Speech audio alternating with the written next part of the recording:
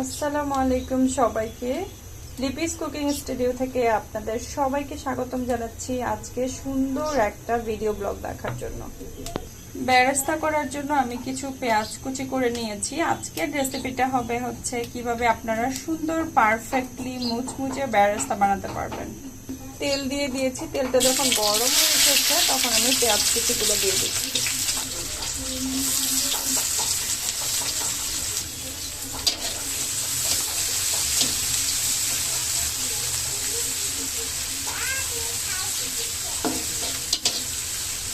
তো পেঁয়াজগুলো যতক্ষণ না পর্যন্ত ভাজা ভাজা হয়ে যাবে ততক্ষণ পর্যন্ত আমরা এটাকে রান্না করে নেব।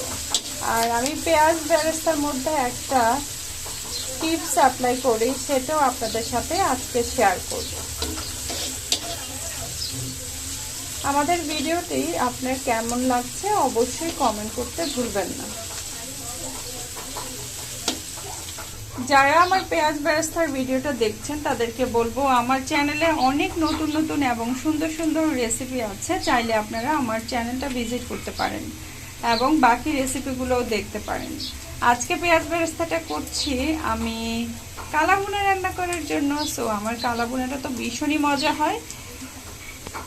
তো পেঁয়াজ বেরেস্তার জন্য আমি একটু চিনি ইউজ করব এখানে। অনেকে দেখা যায় পেঁয়াজ বেরেস্তা করার জন্য অনেক বেশি পরিমাণ ওয়েল ইউজ করে। সো আপনি কম তেলেও কীভাবে সুন্দর পারফেক্ট বেরেস্তা বানাতে পারবেন সেইটাই আজকে দেখাবো।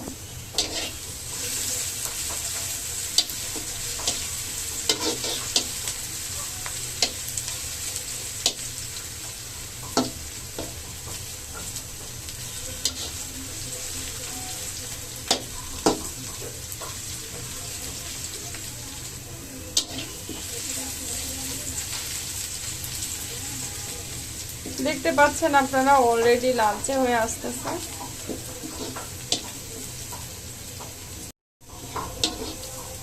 তো দেখেন খুব সুন্দর মচমচে একটা পেঁয়াজ বেরেস্তা হচ্ছে।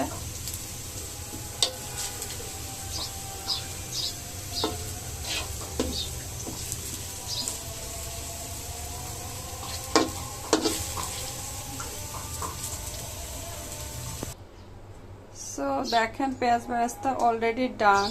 এখানে যেরকম একটু কালারটা আসলে একটু ডার্ক চলে আসতেছে। সো এটা কিন্তু দেখেন মুচমুচে একদম পেঁয়াজ বেরেস্তা রেডি।